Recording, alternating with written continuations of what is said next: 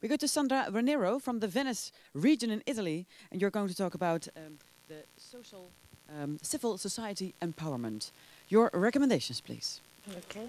Look like your votes, please, but that's not what I meant. Last but not least, I hope, I think the speaker before me introduced the topic bottom-up and the role of civil society. Looking people from an inside perspective, talking about people from Inside People project, I think that all the speakers before me have analyzed all the different changes that are happening in our regions, in Europe, in the world, that is aging, especially in Europe, migration, shifting patterns of poverty and exclusions, and all these social changes that are happening require what we're trying to do, and what also one of the sub-projects, the PEPA, People Participating sub-project, tried to address is the governance. When we talk about governance, we talk about different actors that we've seen, institutions, market, families, and what we call civil society. A definition, what is civil society, what we meant by civil society in this project. We all have very different definitions, so there are many, many different ways to define it. In the approach of this project, we had a very broad definition. Civil society is groups, but it is also individuals.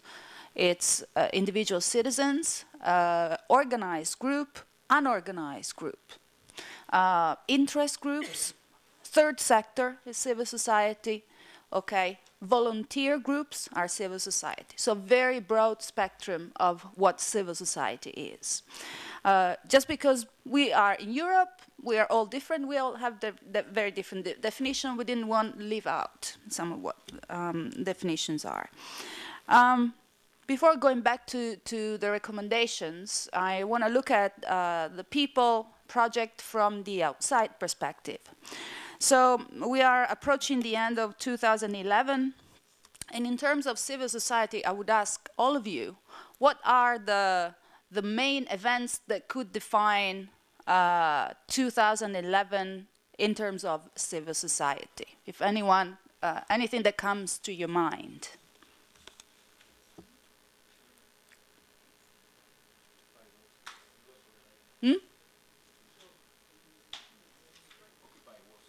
Occupy Wall Street, yes? The Arab Spring. What about the Indignados a la Puerta del Sol? Okay? Okay. These are all examples of social changes and how civil society, and if you think about who are these people in the square in Egypt, in Tunisia, or in the square in New York or La Puerta del Sol, you can't really define one specific groups. They're so different, okay? That defines one thing. First, that relates to the first two recommendations that we are I'm going to share with you. The first one is regards, for example, the way that these people got together. Okay? Tweet, okay? Flash mobs, they organize themselves, they meet using social networks, new technology. And that is the first recommendation. This relates to what happens spontaneously, but to put a management system, okay, on these spontaneous movements, there is ICT, new technology, social networks become an important tool to empower civil society. We see they're doing it together. But what can governments do, local government, regional governments, to promote, to pave the way, okay, to create the environment, the infrastructures, and the skills so that more civil society groups or individuals can actually use these tools to express to get more empowered, to get more included. So the first recommendation that we had was, and I think they talk about in a different term, so I want to specifically address ICT tools, reducing the digital divide in terms of infrastructure. We see that many countries in Europe have a low infrastructure in terms of new technology, but also in terms of individual or group skills, how to use these new tools. So these are two different things. We have seen in the provision of services, but in this sense, I think that ICT can be a powerful tool of dialogue with the public institutions, with the institutions. So I want to stress this aspect that maybe was not central in a very similar recommendation on other things. So ICT tools as a way to open dialogue and maintain dialogue. The problem here is not civil society. They're already using these tools. The problem here is institutions. They don't know how to establish dialogue through these tools. So this is a recommendation that where it goes on this one. The second part, 5 minutes? Okay.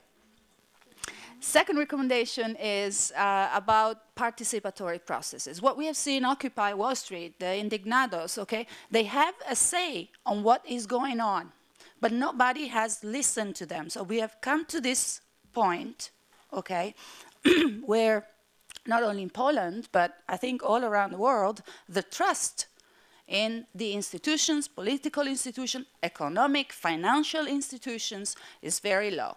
Okay, people feel they have been left out of important decisions. Okay, so what we are seeing going on in the world is the effect of a root cause, and the root cause is that we didn't find or have mechanism to involve civil society in the early stages of decision making, okay? So the second recommendation goes like this, okay, we have to find formal mechanism that can be of any way, virtual or physical, community of practice, whatever you want to call them, mechanism to involve civil society early in decision making. And then the third, we are in the third recommendation has to do with the current year. In Europe, we are the 2011 year of volunteering, so it has to do with volunteering.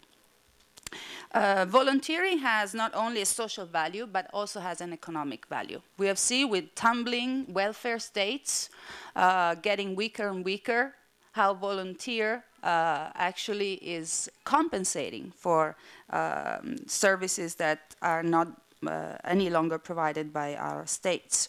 So the third recognition, the third recommendation, sorry, is about the recognition of the value, the economic value, and the social value, and the cultural value of volunteering. And especially, I think that the European level might be a good starting point, because if we ask regional authorities to do that, might be working some, but if the EU starts, it might have a better impact on what we call official recognition of volunteering in terms of non-monetary incentives. That is a sort of branding that can be used, sort of gift policy that can be used by enterprises, by the economic world, to recognize and give a value to volunteers. So there are many ways, but the idea is to brand and to make as part of corporate social responsibility, but also really in economic and social terms, what having employees giving some time volunteer work means for the well-being of the whole society. So I'll stop here if you have any question. Thank you so much, Sandra Ranero. Within a few minutes, we're going to talk about what the policymakers and the stakeholders can do and want to do with these recommendations. And if you have any questions, write them down, think over it, because you heard a lot of recommendations, and there are also, of course, very important, but maybe there are some things that you want to ask the policymakers or the stakeholders that will be here on this podium. Well, thank you so much. And we'll hear within a few minutes what will be done with your recommendation. Thank you so much.